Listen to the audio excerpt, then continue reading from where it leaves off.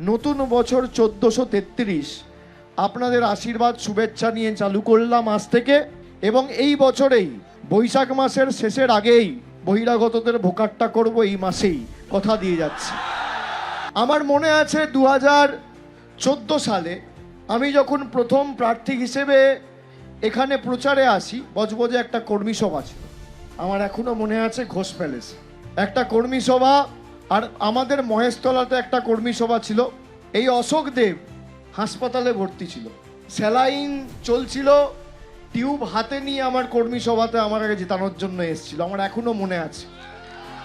আমাদের সবার এটা দায়িত্ব, দায়বদ্ধতা, কর্তব্য। আপনারা 21 সালে 44,000 ভোটের বেশি ব্যবধানে অশোকদাকে জিতিয়েছিলেন, আর আমাকে জিতিয়েছিলেন 1,17,000 ভোটে 2024-এ। আমি আপনাদের কাছে আবদার রাখবো, আপনার সাথে আমাদের আত্মার সম্পর্ক, কোনোদিন বজবজের মানুষ, পূজালির মানুষ আমাকে খালি হাতে ফেরায়নি। আমি আবদার রাখবো, আমার ব্যবধানকেও টপকে অশোকদাকে জেতাতে হবে।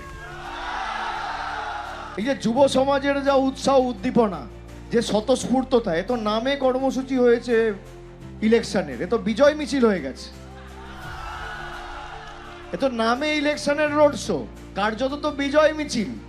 মানুষ দলমত, বর্গ, বর্ণ, ধর্ম নির্বিশেষে যেভাবে আমাদের আপন করেছেন, বরণ করেছেন, ভালোবাসা বর্ষণ করেছেন, ফুল পুষ্প বর্ষিত করেছে, মা, বৌদি, দিদি, সমবয়সী, সতীর্থ সবাই, আমি নিশ্চিত যে কটা আবর্জনা এখানে ছিল, বুথে বুথে 2-4টে পড়েছিল এদিক ওদিক, সে কটাকেও 4 তারিখের পর দেখা যাবে না। সর্বদা জোড়া ফুলের জয় সুনিশ্চিত। অশোক দেবকে সারা বছর মানুষ দেখেছে। অশোকদার বয়স হয়েছে ঠিকই, কিন্তু চিরতরুণ, চিরনবীন, সর্বদা প্রাণবন্ত। যেভাবে মানুষের পাশে আজও উনি ছুটে বেড়ায়, ওষুধ খায় না, খাবার খায় না, মাস্ক পরে না, কোনো কিছু শোনে না। 294টা বিধানসভা কেন্দ্রের মধ্যে যদি আদর্শ জনপ্রতিনিধি কেউ হয়ে থাকে, বজবজের অশোক দেব, তাকে দেখে আমাদের শেখা উচিত। যেভাবে নিজেকে উজাড় করে মানুষের জন্য সর্বদা নিবেদিত প্রাণ, বজবজের মাটি আর অশোক দেব সম্পৃক্ত হয়ে গেছে, বলার অপেক্ষা রাখে না। তাই অশোক দেবকে জয়ের ব্যবধানটা 1,17,000 বেশি করতে হবে।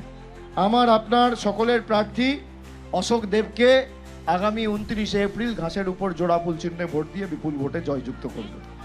ভোট সরাসরি 1 নম্বর বোতাম, 1 নম্বর এমএলএ, তাই 1 নম্বর বোতাম, সবাই 1 নম্বর বোতাম টিপবেন, অশোকদাকে জেতাবেন।